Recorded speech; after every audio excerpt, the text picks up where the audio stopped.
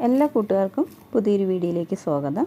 അപ്പോൾ ഇന്ന് ഞാൻ വളരെ ഹെൽത്തി ആയിട്ടുള്ളൊരു ഡ്രിങ്കിൻ്റെ റെസിപ്പിയാണ് ചെയ്യുന്നത്. നമുക്ക് ഈ വേനൽക്കാലത്ത് കുടിക്കാൻ പറ്റിയ നല്ലൊരു ഡ്രിങ്കാണ്. അതുപോലെ ഇപ്പോൾ ട്രെൻഡിങ് ആയിട്ടുള്ളൊരു ഡ്രിങ്കാണ്. അപ്പോൾ വീഡിയോ കണ്ട് ഇഷ്ടപ്പെടുവാണെങ്കിൽ മറക്കാതെ എല്ലാവരും ഒന്ന് ലൈക്ക് ചെയ്ത് സപ്പോർട്ട് ചെയ്യുക. അപ്പോൾ നമുക്ക് ഇതെങ്ങനെയാണ് തയ്യാറാക്കിയെടുക്കുന്നതെന്ന് നോക്കാം. അപ്പോൾ ഈ ഒരു ഡ്രിങ്ക് തയ്യാറാക്കാൻ വേണ്ടിയിട്ട് ആദ്യം നമുക്കൊരു പാത്രത്തിലേക്ക് ഒരു 2 കപ്പ് പാലൊഴിച്ച് കൊടുക്കാം. ഇനി നമുക്ക് വേറൊരു പാത്രത്തിൽ ഒരു 1/4 കപ്പോളം പാലൊഴിച്ച് കൊടുക്കാം. അതിനുശേഷം നമുക്കിതിലേക്ക് ഒരു 2 ടേബിൾ സ്പൂൺ കസ്റ്റാർഡ് പൗഡർ ഇട്ട് കൊടുക്കാം. ഇനി നമുക്ക് ഇത് ഒട്ടും കട്ടയില്ലാതെ നന്നായിട്ടൊന്ന് മിക്സ് ചെയ്തെടുക്കാം. അതിനുശേഷം ഇതിവിടെ മാറ്റി വയ്ക്കാം. ഇനി ഞാൻ അടുപ്പ് കത്തിച്ചിട്ട് പാല് അടുപ്പിലേക്ക് വെച്ച് കൊടുത്തിട്ടുണ്ട്. ഇതിലേക്ക് നമുക്കൊരു 1/4 കപ്പ് പഞ്ചസാര ഇട്ട് കൊടുക്കാം. അപ്പോൾ പഞ്ചസാര ഈ ഒരു സമയത്ത് ഞാൻ ഈ ഒരു അളവിലാണ് ഇട്ട് കൊടുക്കുന്നത്. ഇനി നമുക്ക് പിന്നീട് ആവശ്യമുണ്ടെങ്കിൽ നോക്കിയിട്ട് ചേർത്ത് കൊടുക്കാവുന്നതാണ്. അതിനുശേഷം നമുക്കിത് നന്നായിട്ടൊന്ന് ഇളക്കി കൊടുക്കാം.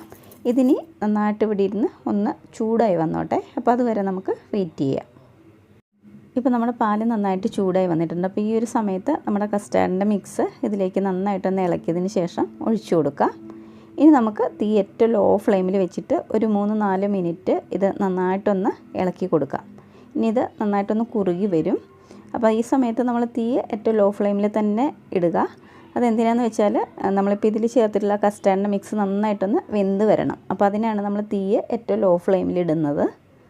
ഇപ്പോൾ നമ്മുടെ കസ്റ്റാർഡിൻ്റെ മിക്സൊക്കെ നന്നായിട്ട് വെന്ത് വന്നിട്ടുണ്ട്. അതുപോലെ ഇത് നന്നായിട്ടൊന്ന് കുറുകി വന്നിട്ടുണ്ട്. അപ്പോൾ ഈ ഒരു പാകം മതി. ഇതിനി ഇരിക്കുന്നോറും കുറച്ചുകൂടി ഒന്ന് കുറുകി വരും. അപ്പോൾ ഞാൻ തീ ഓഫ് ചെയ്യുന്നുണ്ട്. ഇതിന് നന്നായിട്ടൊന്ന് തണുത്ത് വന്നോട്ടെ. ഇനി ഞാനിവിടെ ഒരു മീഡിയം സൈസിലുള്ള 2 ക്യാരറ്റ് നന്നായിട്ടൊന്ന് വേവിച്ചെടുത്ത് വെച്ചിട്ടുണ്ട്. അപ്പോൾ ഇതിനെ നന്നായിട്ടൊന്ന് അടിച്ചെടുക്കണം. അപ്പോൾ അതിനായിട്ട് നമുക്കിത് മിക്സിയുടെ ജാറിലേക്ക് ഇട്ട് കൊടുക്കാം. ഇനി ഇതിൻ്റെ കൂടെ നമുക്ക് ഒരു 2 നുള്ള് ഉപ്പും കൂടെ ചേർത്ത് കൊടുക്കാം. ഇനി നമുക്കിതിലേക്കൊരു 1/2 ടീസ്പൂൺ മുതൽ 1 ടീസ്പൂൺ വരെ ഏലക്ക പൗഡർ ചേർത്ത് കൊടുക്കാം. അപ്പോൾ ഇത് നിർബന്ധമില്ല. ഇതിൻ്റെ ടേസ്റ്റ് ഇഷ്ടമില്ലാത്തവരാണെങ്കിൽ ഈ ഒരു സ്റ്റെപ്പ് നമുക്ക് സ്കിപ്പ് ചെയ്യാവുന്നതാണ്.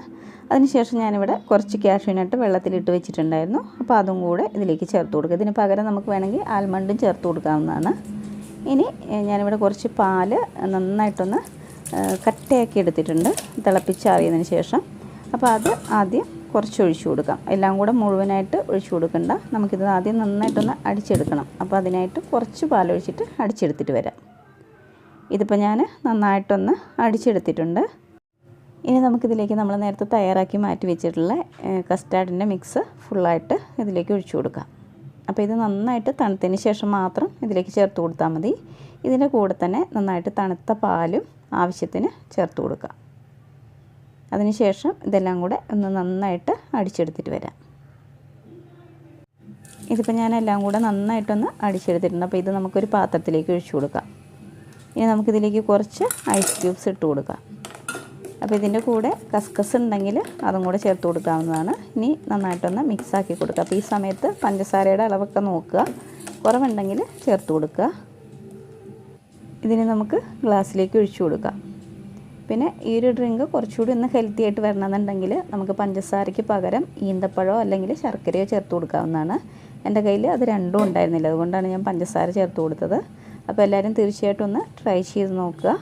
അതുപോലെ വീഡിയോ ഇഷ്ടപ്പെട്ടിട്ടുണ്ടെങ്കിൽ മറക്കാതെ എല്ലാവരും ഒന്ന് ലൈക്ക് ചെയ്യുക. അതുപോലെ ആദ്യമായിട്ട് എൻ്റെ ചാനൽ കാണുന്ന കൂട്ടുകാരാരെങ്കിലും ഉണ്ടെങ്കിൽ പ്ലീസ് ഒന്ന് സബ്സ്ക്രൈബും കൂടെ ചെയ്തിട്ട് സപ്പോർട്ട് ചെയ്യണേ.